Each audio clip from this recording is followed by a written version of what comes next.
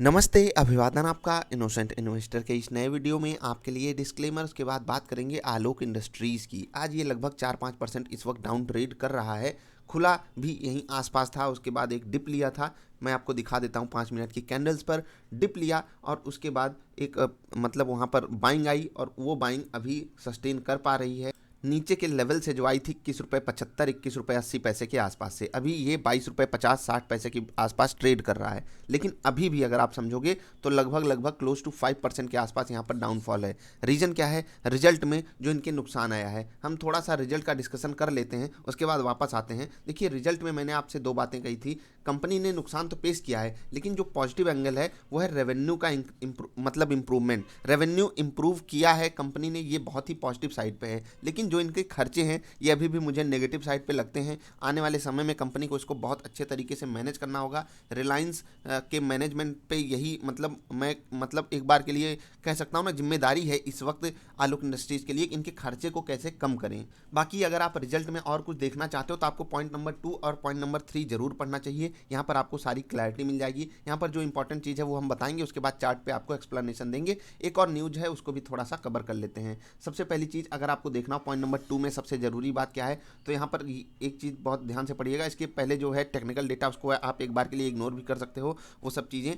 With a view to improve the performance of the company, यानी कि company की performance को ठीक करने के लिए द रिकंस्टिट्यूटेड बोर्ड, मतलब कि आपको पता है नया बोर्ड इनके लिए क्रिएट किया गया है। Has adopted a business plan, एक नया प्लान उन्होंने अडॉप्ट किया है। अडॉप्ट मतलब गोद लिया है या फिर उसको अपना रहे हैं। With specific focus on utilising, ध्यान से सुनिएगा इस चीज़ को, स्पेसिफिक फोकस इनका होगा on utilising the existing capacities, मतलब कि जो अभी हमारे पास कैपेबिलिटी है प्रोडक्शन करने की, उसको अच्छे से यूटिलाइज कर पाएँ, मतलब उसका अच्छे से उपयोग कर पाएँ। And exploring various avenues of enhancing revenue, इसका मतलब ये है कि रेवेन्यू को इन्हेंस करने के लिए, यानी कि रेवेन्यू को बढ़ाने के लिए ढेर सारे आयाम खोलने के बारे में विचार विमर्श किया जा रहा है। मतलब कि कंपनी के जो टॉप लेवल के मैनेजर्स हैं, मैनेजमेंट है जो टॉप लेवल का, वो बहुत ज़्यादा फोकस कर रहा है किस हिसाब से कंपनी का रेवेन्यू बढ़ाया जाए, और उसका रिजल्ट हमको दिखाई भी दे रहा है। हाँ, कंपनी अपने रेवेन्यू को बढ़ा ले रही है, लेकिन मैं यही चीज़ चाहता हूँ, खर्चे को किस तरीके से कम किया जाए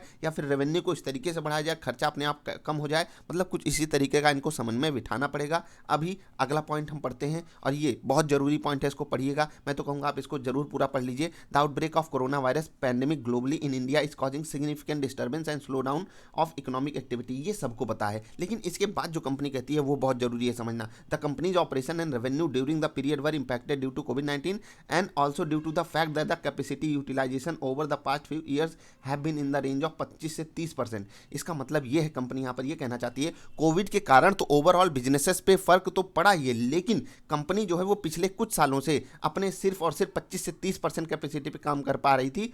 और इसका मतलब यहाँ पर कंपनी हमसे ये कहना चाहती है कि आने वाले समय में अगर कंपनी अपने जो बिजनेस को अच्छे से फोकस करके आगे बढ़ाती है, अच्छे से यूटिलाइजेशन होता है, तो जो रेवेन्यू है वो इवन दुगना से 3 गुना भी बढ़ सकता है आने वाले समय में। इनडायरेक्ट वे में कंपनी हमसे ये कहना चाहती है, बहुत ध्यान से समझिएगा इस चीज़ को। With the new business plan in place there is a focus to increase the capacity utilisation gradually मतलब धीरे धीरे फेज्ड मैनर में, मतलब थोड़ा थोड़ा करके बढ़ाएंगे और आने वाले कुछ क्वार्टर्स में इसका हमको परिणाम देखने को मिल सकता है positive side. Accordingly the result for the current periods are not comparable to the previous corresponding period results। अब इसको यहाँ पर आपके लिए सबसे ज़्यादा जरूरी है समझना कि अभी जो हमारे सामने रिजल्ट आ रहे हैं उनको हम पिछले रिजल्ट से कंपेयर नहीं कर सकते। और यही चीज़ मैं आपसे कई बार कह चुका हूँ कि जो आपने रिजल्ट में देखा कि कंपनी ने आपके सामने लॉस पेश किया है, एक्चुअली कंपनी अपने आप को इंप्रूव कर रही है। अगर आप पिछले रिजल्ट से कंपेयर करोगे तो आपको लगेगा हो क्या गया इस कंपनी में, 4,836 करोड़ के मुकाबले 11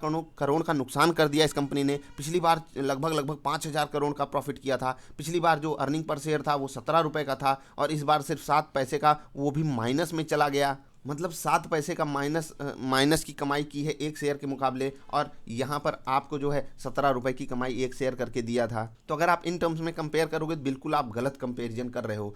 आते हैं वापस चार्ट पर, चार्ट पे एक्सप्लेनेशन देंगे। उससे पहले एक और कंपनी का आपको चार्ट दिखाना चाहेंगे, ट्राइडेंट। आप देखिए कल दोनों ही कंपनियों में हमको एक्सपेक्टेशन क्या थी कि दोनों ही कंपनियां अच्छा रिजल्ट पेश करेंगी, क्योंकि दोनों का सेक्टर क्लोज टू सेम है। ठीक, बहुत ध्यान से समझिएगा।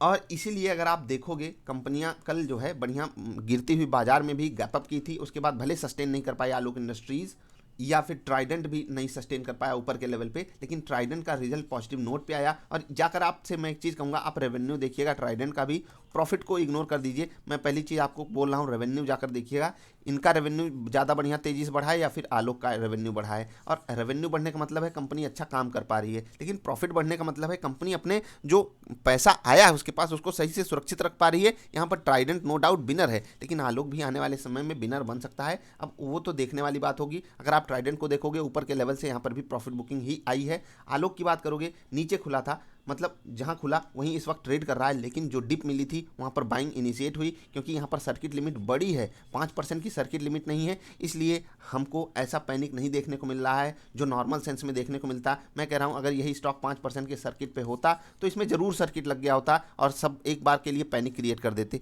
इसलिए मैं चाहता हूँ जो भी आपको स्टॉक पसंद हो, कोशिश किया कीजिए वहाँ पर सर्किट लिमिट बड़ी हो, जिससे आपके साथ बड़ा प्लेयर है वो छोटे प्लेयर्स के साथ गेम ना खेल सके कोई भी। अभी समझिए ये स्टॉक नीचे के लेवल पे बहुत तगड़े सपोर्ट के आसपास है अपने, तो आपको ऐसे बिल्कुल पैनिक करके कोई भी मतलब इसका स्टॉक अभी नहीं बेचना चाहिए। रही बात प्रॉफिट की, तो मैं आपसे एक चीज़ कह देता हूँ, फिर से ये चीज़ मैं कई बार आपसे कह चुका हूँ, इस बाज़ार में अगर आपको पैसा कमाना है तो 3 चीज़ें आपको देनी ही पड़ेगी। पहली चीज़, आपको टाइम देना पड़ेगा। क्वालिटी स्टॉक खरीद लीजिए, टाइम दे दीजिए, मतलब 10 साल 15 साल दे दीजिए, आपको पैसा मिलेगा। समझ गए? उसके बाद दूसरी चीज़ आपको जो समझनी है वो ये कि आपके पास पेशेंस होना चाहिए। और पेशेंस किस चीज़ का, मैं ये नहीं कह रहा हूँ स्टॉक खरीद के आप पेशेंस दिखाइए, वो तो हो गया ना, होल्ड टाइप की सिचुएशन हो गई। पेशेंस सही रेट का, मैं सही रेट पे ही सामान खरीदूंगा, चाहे मिले चाहे ना मिले, ये वाला माइंडसेट ला लीजिए। और पहली चीज़, आपके पास मतलब नॉलेज होना चाहिए, मैं खरीद क्या रहा हूँ। अगर आप जान गए कि आप क्या खरीद रहे हो, उसकी वैल्यू क्या है, तो आप गलती करने के जो चांसेस हैं आपके वो बहुत बहुत बहुत कम हो जाएंगे। और मैं इस चीज़ को एक दूसरे नोट पर लेकर जाता हूँ। एक बहुत बड़े बंदे ने कहा है, बाजार का ही बंदा है, कि स्टॉक का प्राइस कितना है ये सबको पता होता है, लेकिन स्टॉक की वैल्यू क्या है ये जिसको पता होता है, असली पैसा वही कमाता है। अगर आप ये जानते हो कि आलोक की वैल्यू 50 रुपये है तो आपको 22 में मिल रहा है, तो आप तो खरीद ही लोगे। आपको फ़र्क ही नहीं पड़ता स्टॉक कहाँ ट्रेड कर रहा है। आपको पता है कि मुझे 10 साल बाद बेचना है और 10 साल बाद तो ये 50 की वैल्यू 150 होने वाली है, और यहाँ से अगर आप देखोगे 6 से 7 गुना का हमको रिटर्न मिल जाएगा। इस तरीके की थिंकिंग आपकी हो जाएगी। लेकिन अगर आप ट्रेड करने आए हो, यकीन मानिए मेरे भाई, कितनी बार मैं आपको बता चुका हूँ कि स्विंग ट्रेडिंग और इंट्राडे ही है जो आपको शॉर्ट टर्म में पैसा कमाएगा। लेकिन इसके लिए आपको लर्निंग की ज़रूरत पड़ेगी, और वो लर्निंग आपको बहुत से लोग देते हैं, आपको ज़रूर लेनी चाहिए। और रही बात कि अगर आप चाहते हो कि ऐसे स्टॉक से आप पैसा कमा लो, तो ये स्टॉक आपको 1 बार 2 बार पैसा कमा के दे देंगे, लेकिन जो रियलिटी वहाँ पर होगी ना आपके साथ, वो आपसे झेली नहीं जाएगी। इसीलिए मैं आपसे कहता हूँ, आपके पास तीनों में से कोई ना कोई चीज़ ज़रूर होनी चाहिए।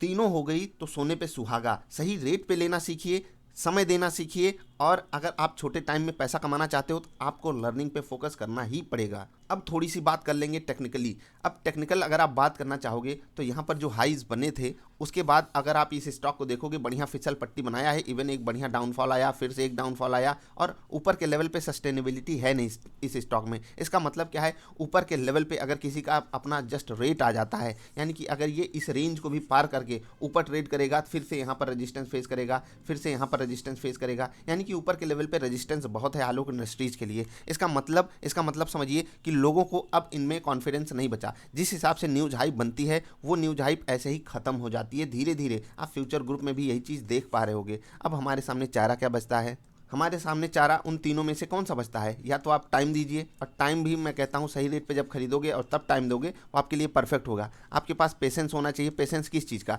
सही रेट आने दीजिए। अगर आपको लगता है कि 20 रुपये भी आलोक के लिए सही रेट नहीं है बाई करने का, आप 10 का वेट कर लीजिए, आएगा तो आप उस समोसे को खाइएगा, वरना इग्नोर कर दीजिए ना। आपने इंतजार किया, अपने रेट का आपका रेट नहीं मिला, आपने नहीं लिया, 10 आएगा तो आप ऐड कर लीजिएगा, आप एवरेज कर लीजिएगा। ये आपके ऊपर पर्सनली डिपेंड करेगा। मुझे जो सजेशन देना होता है मैं पहले ही दे चुका होता हूँ। मैं आपको पहले ही इन्फॉर्म कर दिया था कि जब ये 10% का मोमेंटम आया था, जिनके पास भी स्टॉक है मैंने सेल करने को कहा था। देखिए उसके ऊपर भी गया, मैं गलत भी हो गया, लेकिन फिर से क्या हुआ, स्टॉक आ गया ना नीचे। मैंने इसी कैंडल पे, आप जाकर वीडियो भी चेक करोगे, हो सकेगा मैं दे भी दूंगा, लेकिन थोड़ा सा पीछे जाकर आप समझा कीजिए असलियत क्या होती है इस बाजार की। यहाँ पर पैसा एक जगह से शिफ्ट होता है दूसरे जगह पे। जैसे कि आप एक ट्रेड कर रहे हो, कोई सामने वाला बंदा भी ट्रेड कर रहा होगा, जो खरीदा होगा एक दूसरा कोई बेचा होगा, दोनों में से कोई एक ही पैसा कमाएगा ना, दोनों में से कोई एक ही सही होगा। ये हो गई ट्रेड की बात। ट्रेड इसीलिए आपको सीखना चाहिए।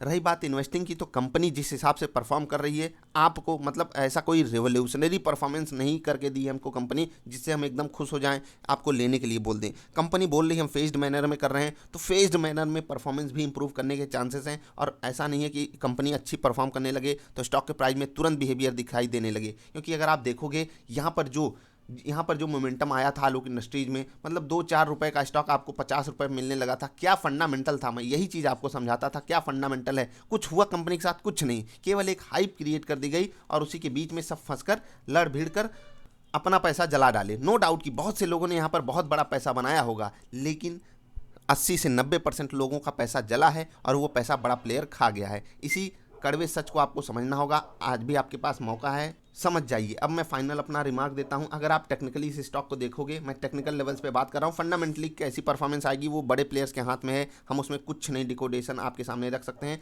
इसीलिए मैंने आपसे यहीं पर बेचने को कह दिया था आलोक इंडस्ट्रीज। मुझे नहीं पता था अभी ये 4-5 दिन और 6 दिन और अपर सर्किट मारेगा और उसके बाद लोअर सर्किट की शुरुआत हुई थी। याद रखिएगा, ये सब चीज़ें बड़े प्लेयर्स के हाथ में होती हैं, वो क्या कराएंगे आपको नहीं पता। और इसी कारण मुझे कितनी गाली सुननी पड़ती है आप सबको याद होगा, जो लोग पहले से जुड़े हुए हैं। अभी वापस आते हैं टेक्निकली। अगर आप देखोगे 20 रुपये के आसपास का आपका स्टॉप लॉस होना चाहिए अगर आप स्विंग ट्रेड लेकर बैठे हो। बहुत ध्यान से समझिएगा, 20 रुपये के आसपास। लेकिन अगर आप और थोड़ा सा डीप स्टॉप लॉस ले सकते हो तो आपका स्टॉप लॉस होना चाहिए 18 रुपये का। बहुत ध्यान से समझिएगा, 18 और 20 रुपये ये दो बड़े सपोर्ट लेवल्स हैं नीचे के लेवल पे, और मुझे नहीं लगता इनको आलोक इंडस्ट्रीज, अगर बाजार नॉर्मल टू पॉजिटिव रहती है तो इनको टच करने जा रहा है। तो बहुत ध्यान से आपको इस चीज़ को देखना है। पुरानी वीडियोज़ जो हैं उनको जरूर देख लीजिएगा, 2-3 ही अवेलेबल हैं, लेकिन जरूर देखिएगा जिससे आप एक बेटर इंसाइट्स अपना डेवलप कर सको। अभी के लिए इतना ही, मिलेंगे फिर से। ये जो नीचे की गिरावट आई है प्योरली सेंटिमेंटल बेस्ड है, और जो होता है ना रिटेल इन्वेस्टर, उसको सिर्फ पॉजिटिव दिखने से मतलब है कि हमको रिजल्ट में ग्रीन हरियाली दिखाई दे, हम उसी पे बाइंग करेंगे। अगर उनको थोड़ी सी भी लालिमा दिखाई दी तो रिटेल इन्वेस्टर वहाँ पर पैनिक कर जाता है। वही सिचुएशन हमारे सामने है। कम से कम सर्किट लिमिट नहीं थी, इसीलिए हम यहाँ पर बच गए हैं रोज़ जो सर्किट लग जाता था उससे, और यही चीज़ हमको आगे भी इसमें बड़ा एडवांटेज देगी। टारगेट इसमें 6% का आप ऊपर के लेवल पे देख सकते हो अगर आपके पास प्रेजेंट सिनारियो में कोई बाइंग है तो। ट्राइडेंट के लिए अगर रिक्वेस्ट आएगी तो उसके लिए अलग से वीडियो बनाऊंगा। अभी के लिए इतना ही, मिलेंगे फिर से किसी अच्छी वाली वीडियोज में। वीडियो पसंद आई तो लाइक कर देना, चैनल पसंद आए तो सब्सक्राइब कर लेना। बाय।